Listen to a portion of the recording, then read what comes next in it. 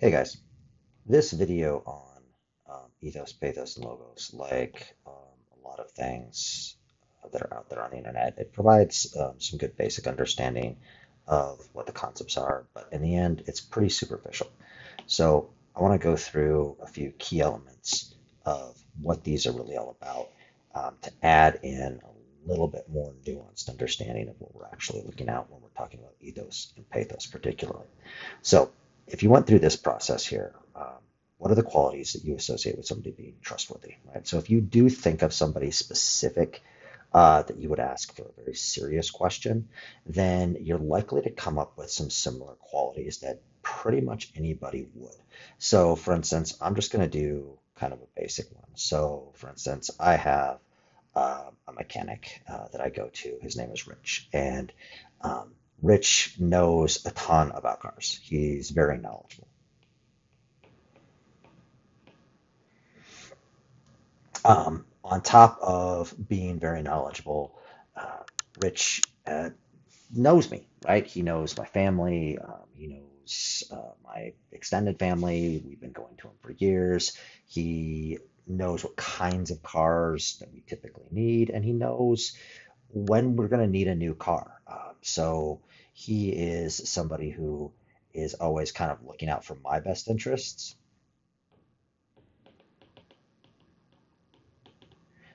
He stands by his work. He, isn't going to charge me anything extra. He's never going to come up with new things that I don't necessarily need. And along with that, he is this kind of a nice and friendly guy.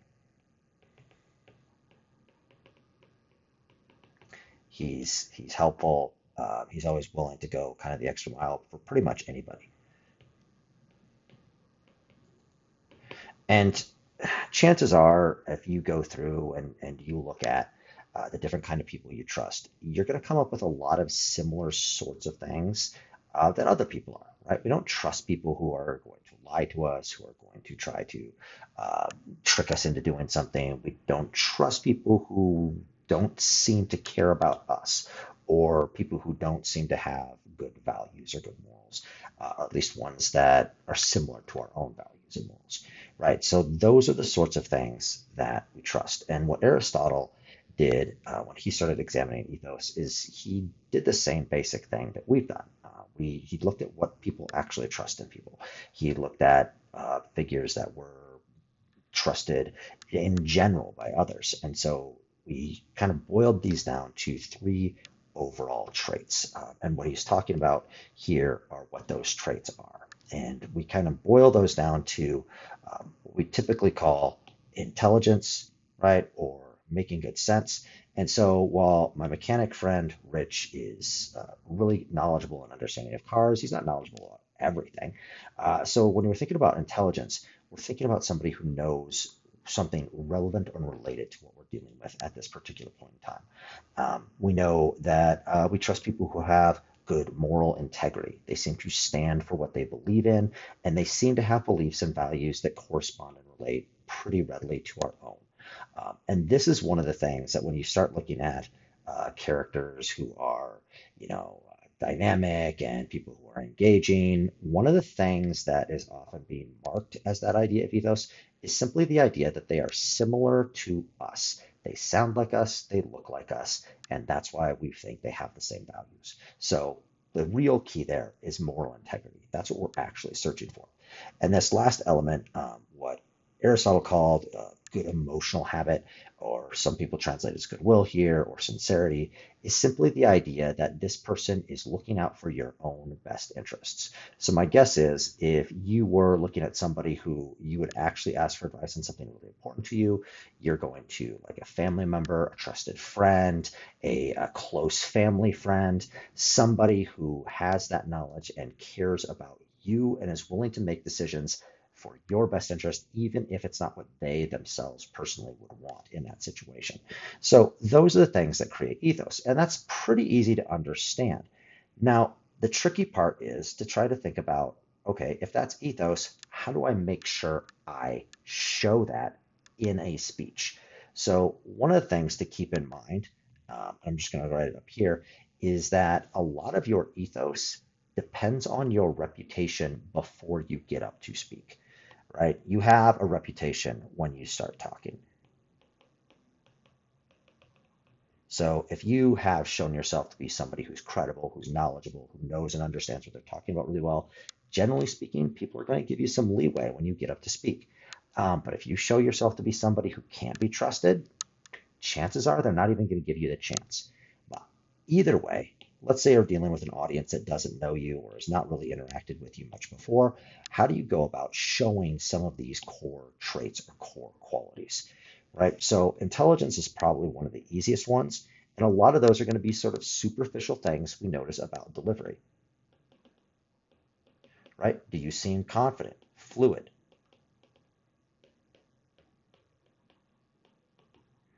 But also keep in mind things that are also things that we attribute intelligence to. So being able to present a clear understanding and showing that you have a broad knowledge and a accurate knowledge, like citing sources. Now, showing sincerity and integrity takes a little bit more work to kind of figure out how do we actually show these sorts of things. So integrity, right? If we think about that element, that sense that you are trying to show that you have the values that your audience has, that you care about certain sorts of things. So especially when you're dealing with an issue of good morals, and I think in the video they brought in that idea of bringing in specific stories.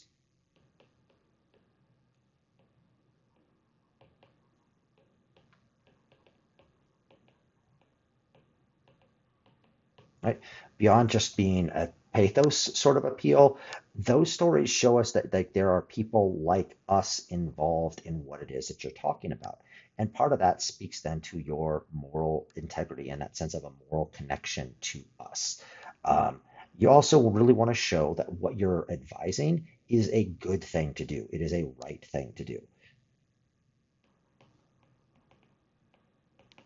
Right? And then lastly is that sense of sincerity. And again, sincerity is going to be something that is attributed to you, especially if you are somebody who seems like the audience.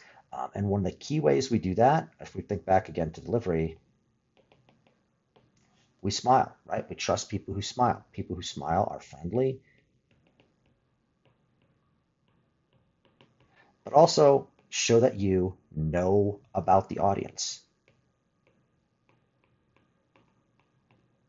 Right? Know about their interests, their values, and the things that they care about.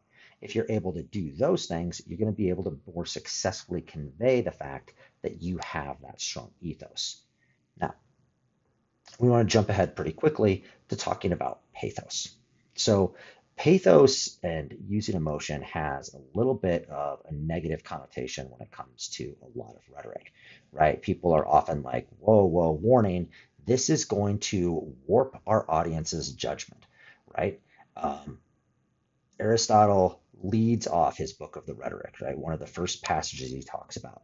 It is wrong to warp our jury by leading them to anger or envy or pity. That is the same as if someone were to make a straight-edged rule crooked before using it, right? It's like take a carpenter, bend all his tools, and then ask him to build you something. Not something you want to do. You want the judgment of the audience, right, to be as accurate and as clear as possible. So wouldn't using emotions risk bending his judgment? Yes, but we have to be careful of a couple of things. So first off, we have to be very careful of overuse of emotion, which is also sometimes called pathos, right?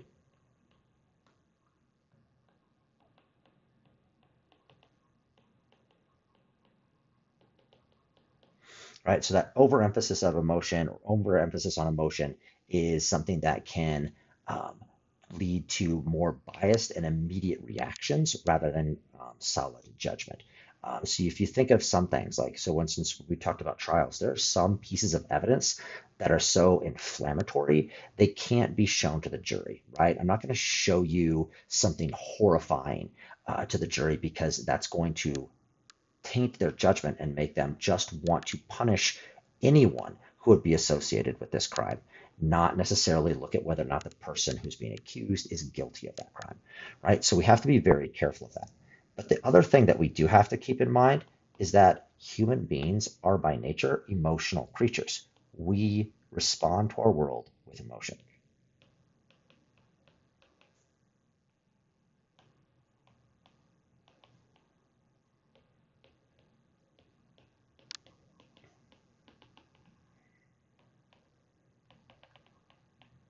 Right?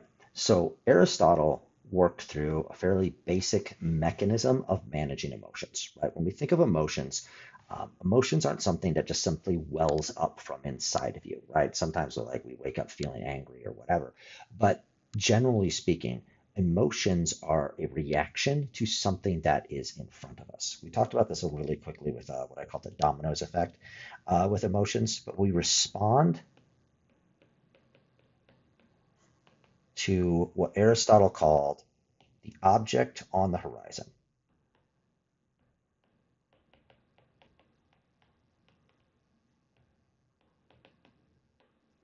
right? So that object on the horizon that Aristotle is talking about there, that simply means whatever has our immediate attention,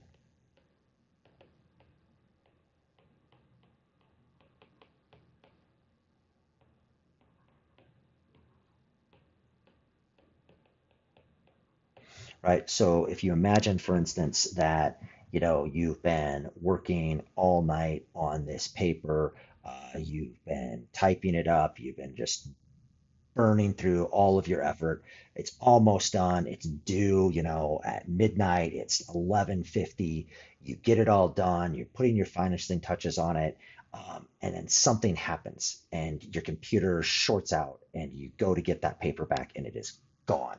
The paper has disappeared and you are so full of anger and rage, right? That if I handed you a hammer at that moment, your computer is not going to last very long. And that's really the key is that when we have an emotion or a reaction to an object on the horizon, that is going to tend to guide us toward specific actions,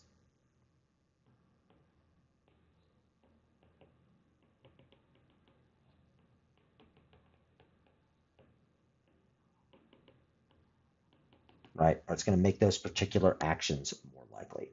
So, one of the things Aristotle wanted to be able to impart to the people he was teaching is that when you're dealing with an audience, you have to know what their emotional state is, right? So, what is it we're currently responding to,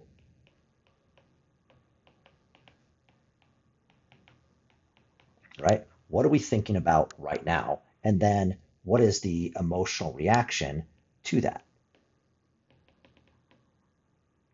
So if I think about my audience and they are, um, excited, right? Like as in the speech that you're analyzing, they are excited. They're at a campaign rally event. They're going to hear the campaign speaker that they're really, want to be enthused about, and he's going to have to impart some really terrible, horrible news.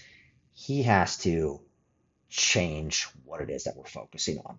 And that's going to trigger a different emotional response. But that's why Aristotle set up all of his emotions that he analyzed in pairs, right? So if I know my audience is angry and I need to calm them down, I need to know the sorts of things that tend to calm my audience down. And so if my audience is angry and they're likely to want to destroy something, then I'm going to try to calm them down and make them more interested in not acting or being reflective or protecting something, right? Same idea if I look at any of these, right? The idea of fear and confidence. Fear appeals get used all the time. We make people afraid of some terrible thing that will happen to them, their children, their family members, the things they love. And then we turn around and offer them some sort of thing to give them confidence, right? Those are the sorts of emotional appeals that people use all the time. So, what we want to do anytime we're looking at emotions, we want to look at what those objects are on the horizon,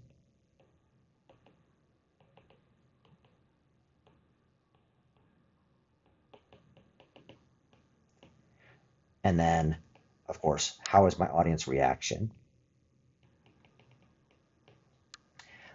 The other thing we need to consider is, can I change that object?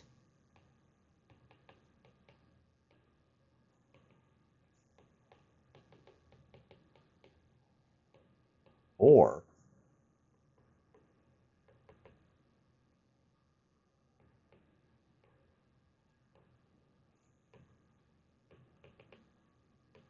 can I change the meaning of that object? And if I'm able to change the meaning of that object, get us to see it in a new light or see it from a new perspective or change or shift our understanding of it, then we're going to see that that's going to change our reaction as well, right? So as you look at Bobby Kennedy's speech, right? Bobby Kennedy is giving a speech. He's running for president. Um, his brother, John F. Kennedy, of course, a very popular president, was assassinated. Um, there have been intervening presidents in between, but he is running for president, and there's a lot of hope in his message, and people are excited. This is also right at the highest peak of civil unrest and race tension in the United States as well. And this day that he's giving his speech in Indianapolis is the day Martin Luther King was shot and killed in Memphis, Tennessee. And he's on his way to this rally when that happens, right? And this is not the age of social media. Nobody knows about this event. He's told basically, don't go to inner city Indianapolis. There's going to be a riot. It's going to be terrible. We're locking the city down. And Bobby Kennedy says, no, I'm going to go into inner city Indianapolis, predominantly African American population, and I am going to talk to them. And he does, and then he shows up, and the people there, right? Can you lower those signs, please? The people there don't know. So they're there and they haven't heard yet. So he has to tell them that Martin Luther King was killed. And then he has to go through that grief process with them. So one of the things I want you to do as you're looking through this at the emotional level, I want you to think about that kind of emotional work that has to go into changing the audience from this high point of excitement at the beginning to this despairing grief, right? And then at the very end, and if you watch the video on this, at the very end of this speech, they are applauding. They are cheering, for him and for each other and for his message. And I want you to think about what it would take to go from this point of despair all the way back to here in only a few moments. The other thing to watch then is, why did they trust him to do that? Why did they put their faith in what he said? What is it that he's doing here in this speech that shows that he cares about the same values that they do, that he cares about the things that they care about, and that he is honestly being sincere here in what it is that he's saying to them? It's not just a message to kind of get you back on my side and support my campaign. All right, so hopefully that helps a little bit. And if you have any questions, we can clarify that up next week.